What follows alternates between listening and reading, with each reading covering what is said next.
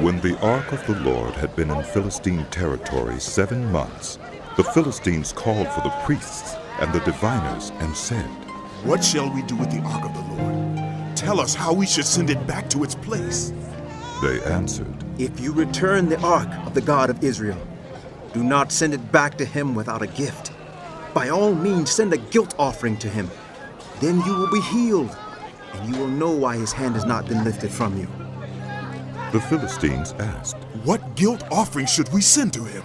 They replied, 5 gold tumors and 5 gold rats, according to the number of the Philistine rulers, because the same plague has struck both you and your rulers. Make models of the tumors and of the rats that are destroying the country, and give glory to Israel's God. Perhaps he will lift his hand from you and your gods and your land.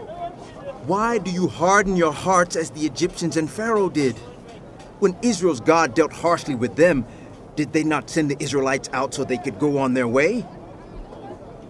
Now then, get a new cart ready, with 2 cows that have calved that have never been yoked.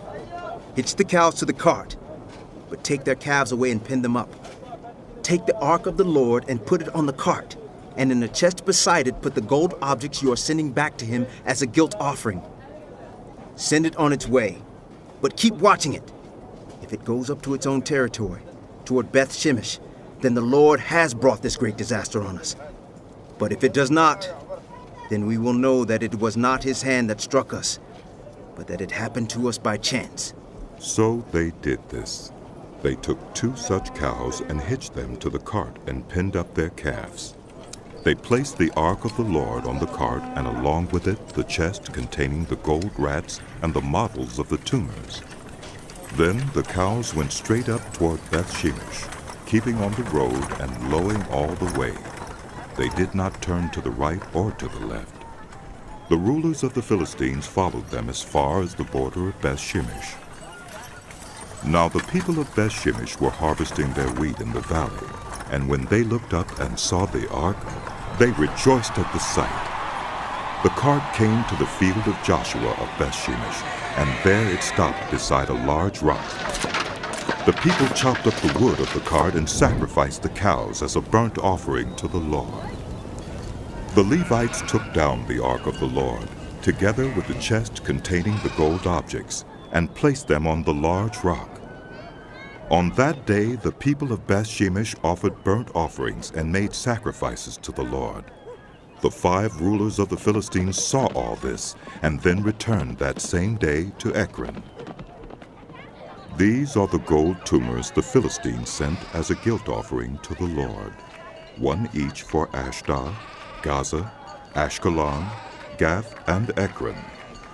And the number of the gold rats was according to the number of Philistine towns belonging to the 5 rulers, the fortified towns with their country villages. The large rock on which the Levites set the ark of the Lord is a witness to this day in the field of Joshua of Beth Shemesh. But God struck down some of the inhabitants of Beth Shemesh, putting 70 of them to death because they looked into the ark of the Lord. The people mourned because of the heavy blow the Lord had dealt them, and the people of Beth Shemesh asked, "Who can stand in the presence of the Lord, this holy God? To whom will the ark go up from here?" Then they sent messengers to the people of Kiriath-Jearim, saying, "The Philistines have returned the ark of the Lord. Come down and take it up to your town."